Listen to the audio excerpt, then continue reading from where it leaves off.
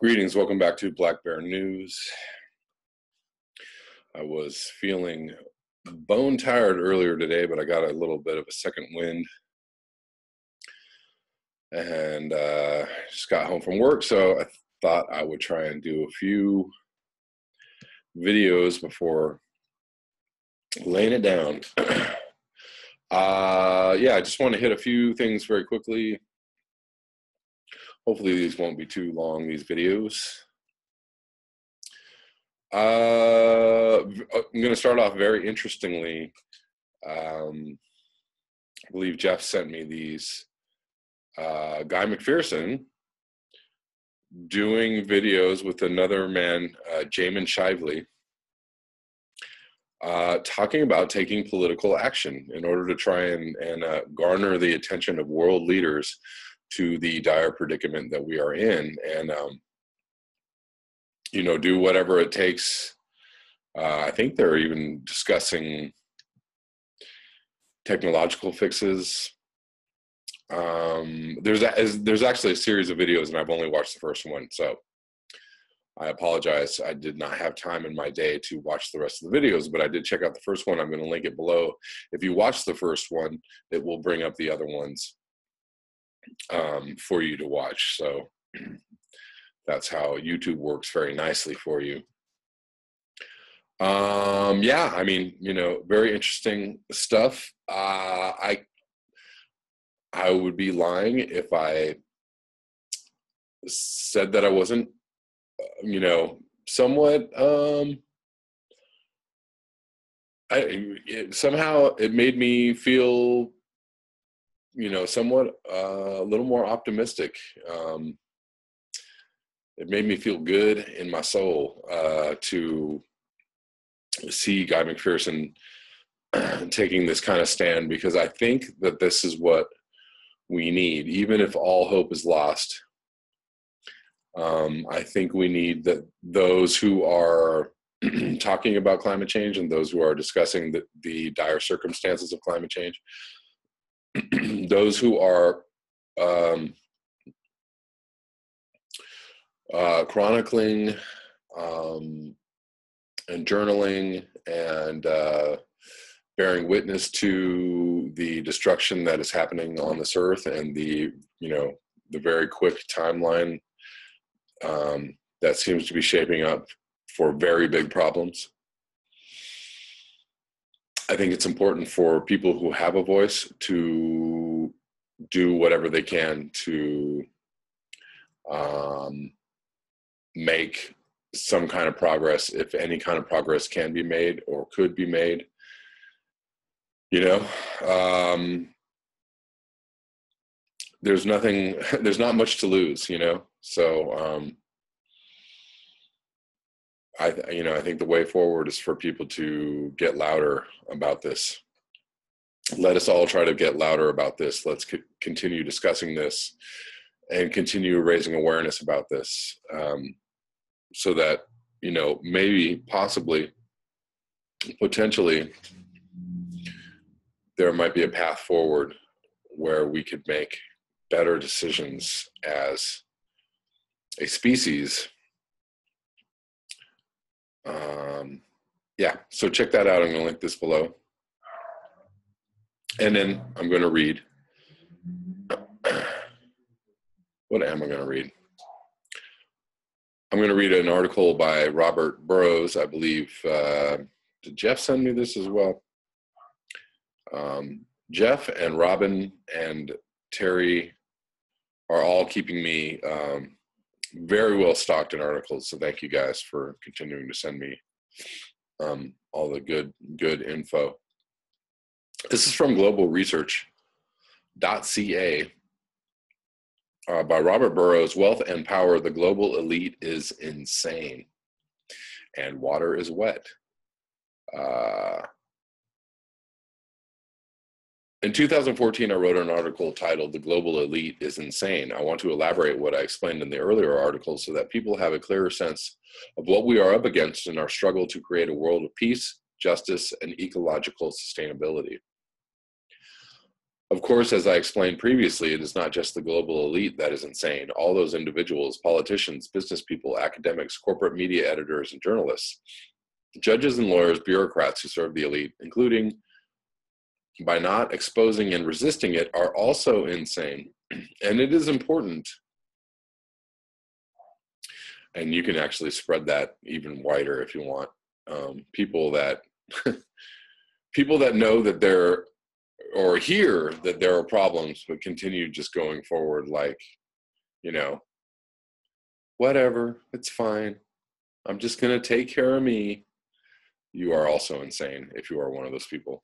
And it is important to understand that if we are to develop and implement effective strategies to resist elite violence, exploitation, and destruction, but also avert the now imminent human extinction driven by their insane desire for endless personal privilege, corporate profit, and political control,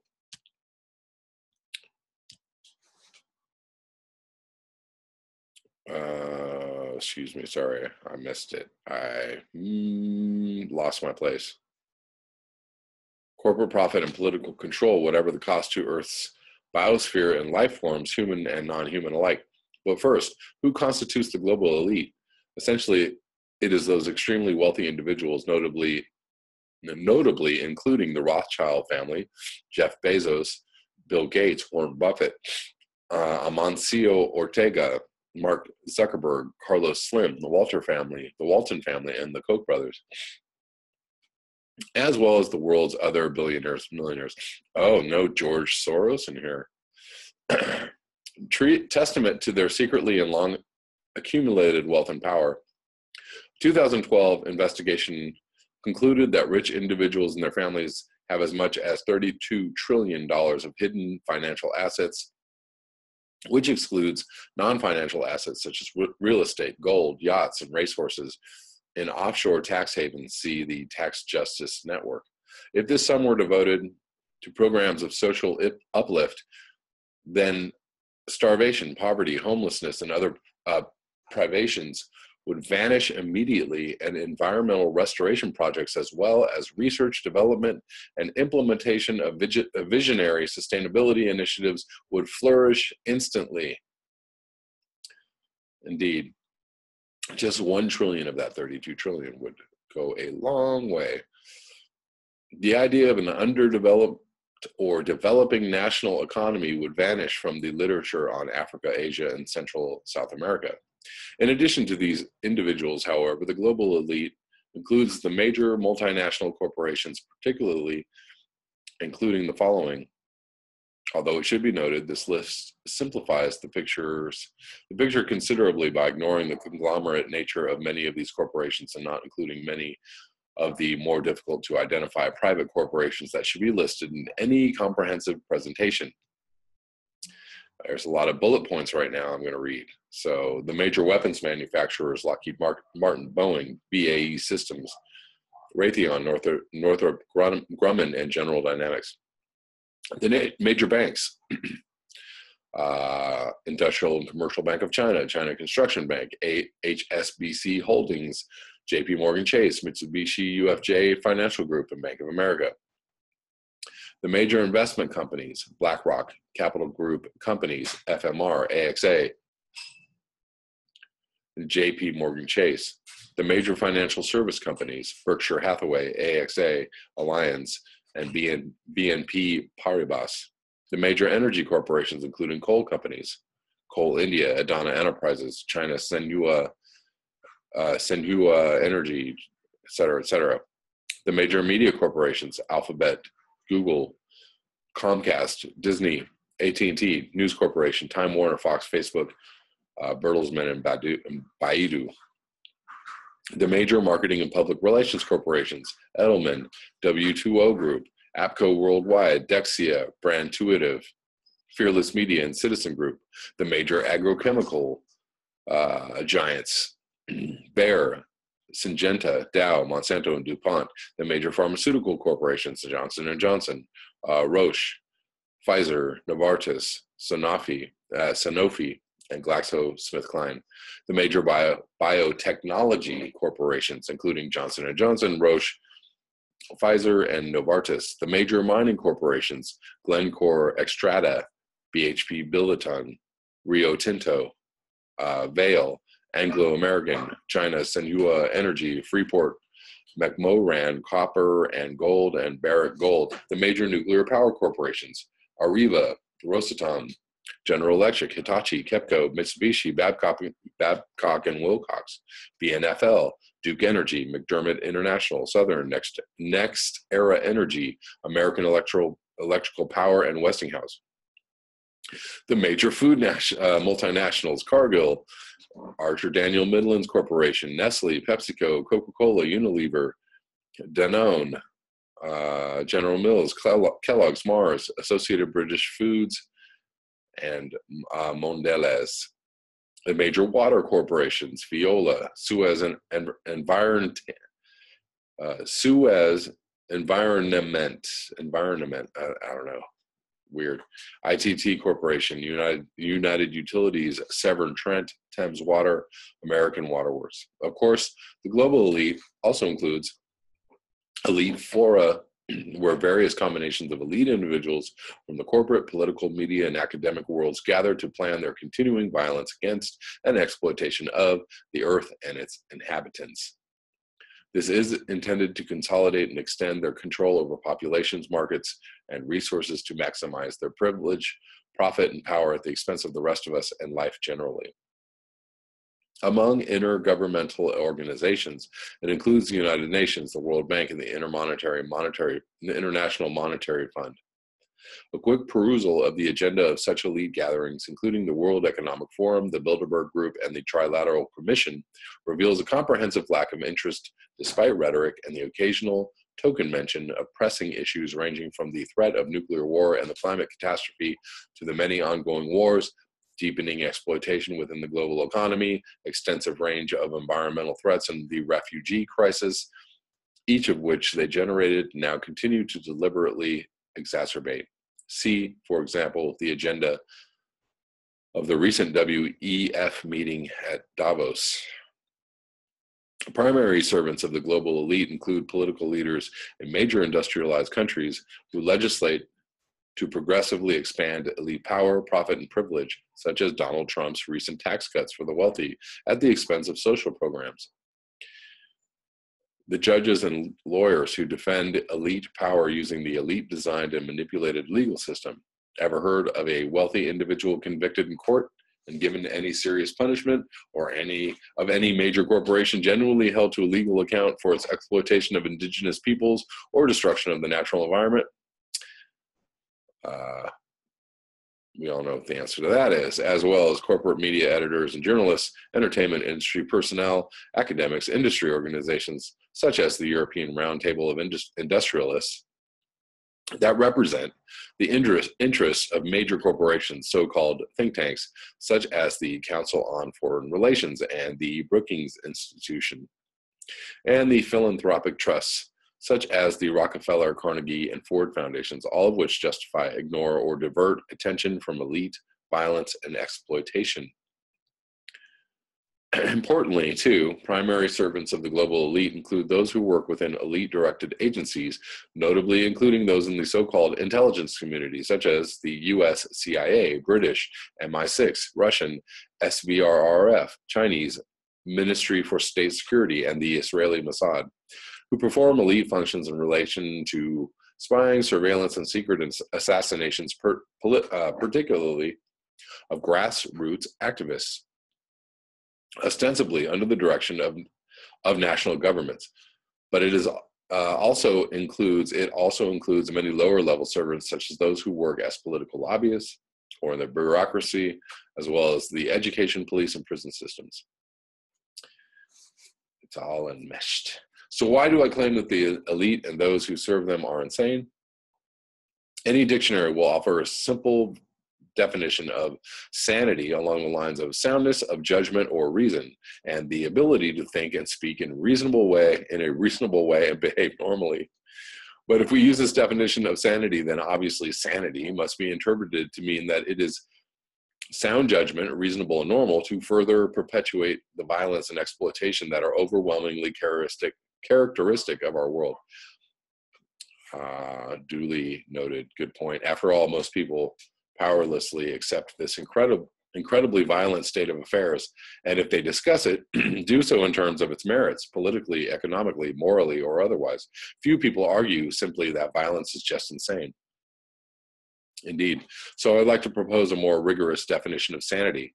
Sanity is the capacity to consider a set of circumstances, to carefully analyze the evidence pertaining to those circumstances, to identify the cause of any conflict or problem, and to respond appropriately, both emotionally and intellectually, to that conflict or problem with the intention of resolving it, preferably at a higher level of need satisfaction for all parties, including those of the earth and all of its living creatures. And this definition actually, I think,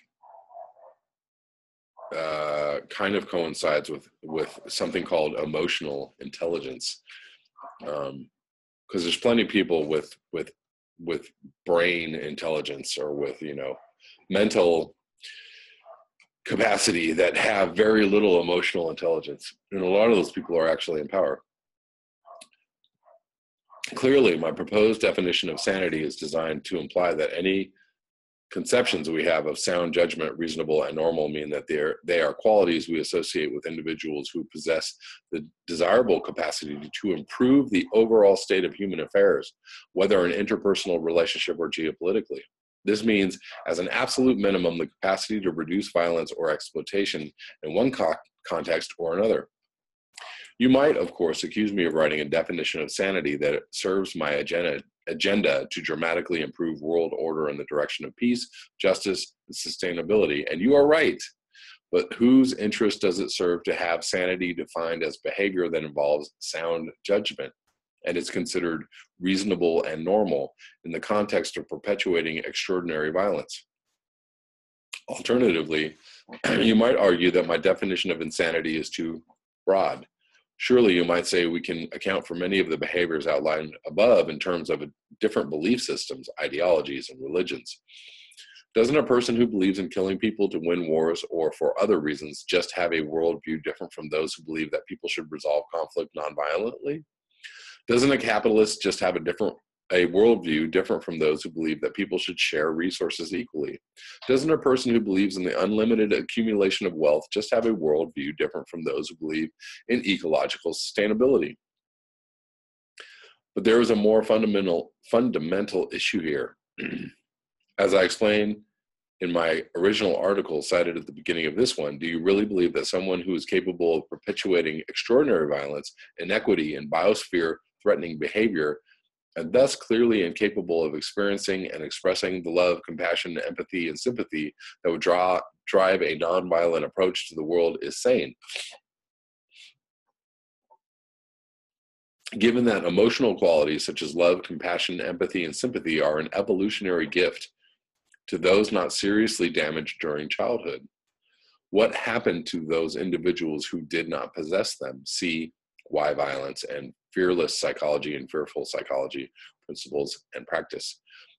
Or to explain it based on my longer definition of sanity highlighted above, casual observation of the state of our world, including the primary threat of near-term human extinction through climate catastrophe or nuclear war, see On Track for Extinction, Can Humanity Survive?,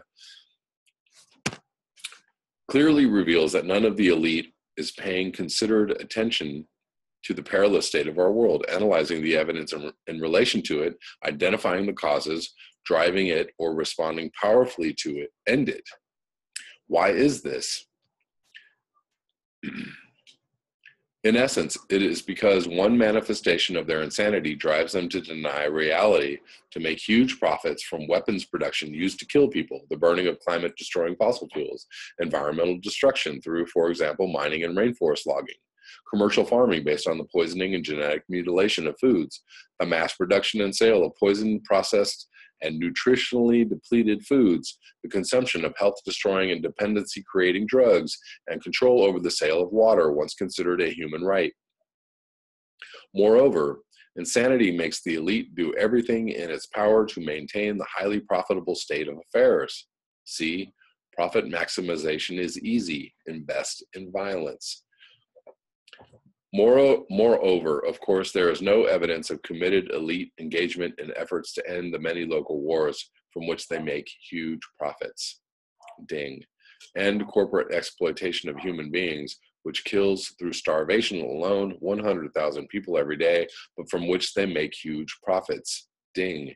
And non-human beings, which drives 200 species of life to extinction daily, from which they make huge profits. Ding. Or end local environmental destruction in myriad ways, from which they make huge profits. Ding, ding, ding. So in summary, given our ongoing rush to extinction, it is clear that those who exacerbate this threat through failure to consider and act with awareness,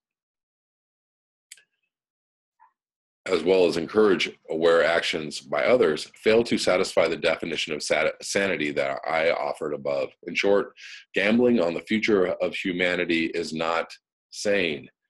As an aside, it should be noted, often enough too, the elite can rely on a largely insane population to mindlessly consume the latest consumer product, no matter how unnecessary, or they can rely on their marketing and advertising agents to persuade those of us who show the slightest reluctance to buy the latest inanity.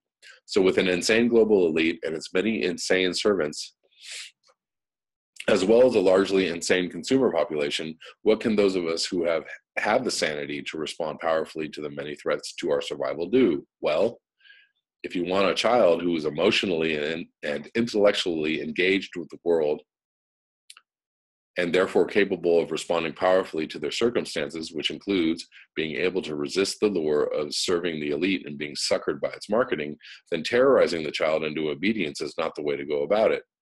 So you might like to consider making my promise to children. If you are sane enough to investigate the evidence and act intelligently and powerfully in response to it, I encourage you to do so. One option if you find the evidence in relation to one or more of the threats mentioned above compelling, is to join those participating in the Flame Tree Project to save life on Earth. If you are self-aware enough to know that you are inclined to avoid difficult issues and take the action that these require, then perhaps you could tackle this problem at its source by putting feelings first. Unfortunately, as mentioned above, few of us had a childhood that nurtured our sanity. If you want to mobilize people to campaign effectively on the climate, war, rainforest destruction, or any other elite-driven violence that threatens our future, consider developing a comprehensive nonviolent strategy to do so. See Nonviolent Campaign Strategy. And if you want to participate in the worldwide effort to end the insanity we call violence in all of its manifestations, you are welcome to consider signing the online pledge of the People's Charter to create a nonviolent world. Elite insanity, if not stopped, will drive us out of existence. If you believe that the elite and their servants will see the light before it's too late, I invite you to seek out the evidence to justify your belief. I have found none. I also see no evidence that individual members of the elite will do the emotional healing necessary to be able to act sanely in response to the extinction-threatening crisis it has generated. So it is up to those of us who can think and act sanely to stop the rush to extinction before it is too late. Are you one of those people? Great article by Robert J. Burroughs. I hope you enjoyed that. That's all I have for this video. I think I'm going to come back with another video in just one moment. Thank you so much for your eyes, your ears, and your conscience. Peace.